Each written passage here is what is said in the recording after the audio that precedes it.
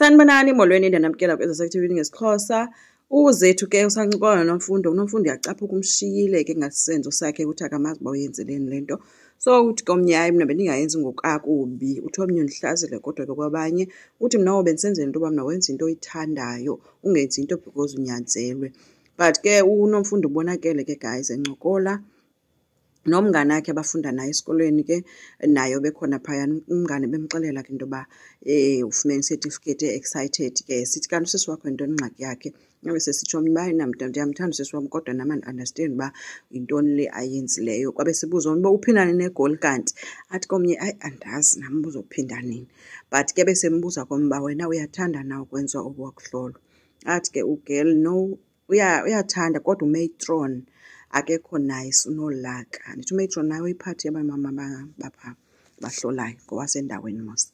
So abe sisaka akho nice embuze komba hayi kanti wena uyenzela ntoni if uyayazi uba khona umuntu ongekho nice pha ungenzi kakuhle.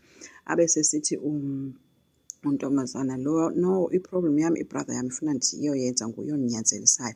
So naye wenza into angathandi bese nomfundo uyenzelani kanti awufuni wena.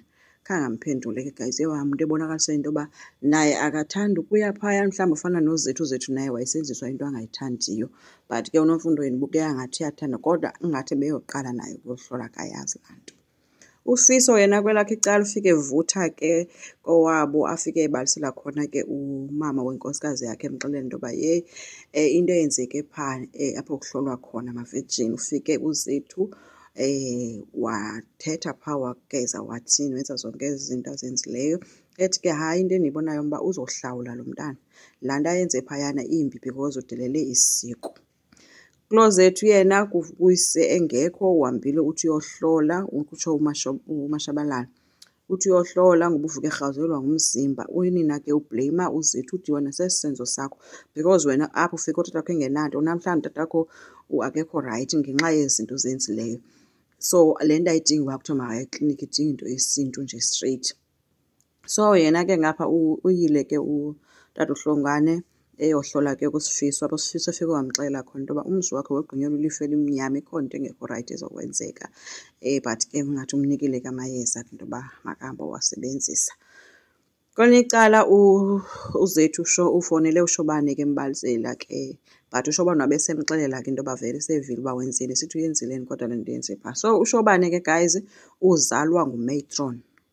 Abe sesithi ke uShobane ngoyiyekile wethu laa nto kusho ukuthi naye against loo nto. Abe sesithi kodwa ke mna into endizoyicela kuba so okay so baxelele abazali bakhe athi omnye no andikabaxelela athi kulungile ke awawuthi into yoba uke uye phaa ekliniki kumama uthethe naye ukwenzela uba ngoba mama izinto zifika kuqala kubo xa kukhona umuntu ofunwayo ibe ngumntu wokuqala into yoba kuxelele into yoba khona umuntu ofunwayo. Abe sesithi kozethu uyamazi umama kuba akandithandi so andiqomba ndingakwazi kuya kodwa ke uthe uzobona. So unkosikazi ke kaMadlala ke lo ngumnikazi wethaveni uyitshomi kaZethu nabo bebekhula bonke befunda bonke because bangotshomi best friends. So uve kuthethwa ngale nto kanga because uZethu usezindabeni nje kuye kuthethwa ngaye yonke indawo esisenzo sakhe.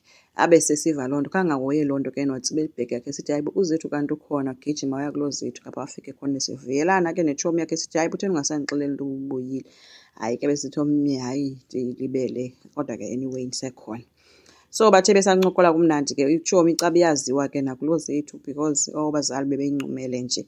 Kwabe sekusiza kutata kaZethu iphethe iphepha ezomxelela into yokucela bahambe nangumamakhe umnikeze ilist yezinto ezishotayo. Bemkake netshomi bebheka kule shop beyothenga. Xa befika phaa bafikela komnye wabamama bebehlola phayana.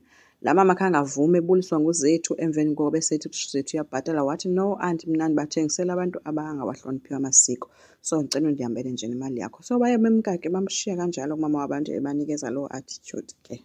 USifiso ke yena epolice station uxelelwe njengomphathi wabo into yoba nohlukana nale case kaMadlala awukwazi ukulwisa urhulumente kanti lonke eli xesha ke uMadlala uyikhansela le ndawo. So njengoba esenza izinto azenzayo uzenze neligunya loba yena ungurhulumente ngokwakhe. So uSifiso besithi ke akakwazi ukuyiyeka le nto le case because kaloku lo mntu useza abantwana besikolo wathi omnye ehlukana nale nto yiyeke yashota abantu balapha istaff sethu siyashota awuzibe ubhizi into yapha. UZethu ke ubonakala esekliniki caba uzincamile ke ufuna uyothetha nomatron But ke afike phayana abone unkosikazi kaSifiso. Unkosikazi kaSifiso ke upregnant. Ambuze ukuba uhafa atsho kum uba uno-36 to 38 weeks. Bese ncokola ngoba umntana urayithi. Athi omnye, yho, uyakhahlela kakhulu but nditsho uba umkhaba apha ngasezimbanjeni. Uthi ke loo nto kuzethu sithi hayi ngeke akakwazi into yobukhaba apha ngasezimbanjeni. Befama sesezantsi. Sezitshilo mos ubungu zethu and ungugqirha, yabo. Atsho ke omnye into yoba hayi ke sinjalo but ke akana-problems ke.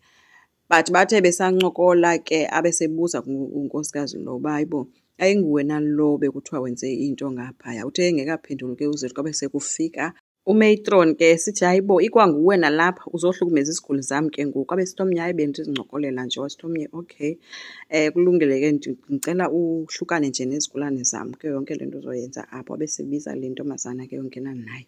So uzethu uye wabonakala ke ethetha ke naye ke umatron ethubeni, emxelela into yoba uzocela into yoba xa khona into evelayo because baziva kuqala zonke izinto. Yho, umatron wamgcwalisela ke guys ngayo yonke into eyenzileyo. Ethi ndothuka kwayo into yoba wena uzofuna uncedo lwam after into oyenzileyo. Umgxothile ke sithi kawuhambe uyophekela unyoko uMashabalala. So uzethu ke uphume ke kunjalo ke ngenampendulo, engathembisi kwanto futhi umatron. Xa efika ekhaya guys bebhizi izinto zakhe zokuaplayishela imisebenzi. Kwavele kwafika utatakhe sizozomxelela into yoba udinga uncedo lwakhe, imoto yomntu inekhompresa emoshakeleyo ngoku akafuna uyiluza le client. So ucela amncede abuze komba yimalini le mali ifunekayo. Athi 12,000. Yho, uzethu uvele angazi noba makathini. Wathi hayi ndizobona ndizokwenza ucebo. Oh, wabulela kutatakhe kakhulu ke umke naye excited. Wamshiya intombi yakhe idakumbile because ayinawo umsebenzi and noba imali ekhoyo yimadlana nje bezama uba ahlale nayo imali. Qha kuba akathethanga nyani ekhaya uba umsebenzi awukho. Enkosi ke, cela siqhubeke, subscribe, silike, singakhomenta futhi. Bye.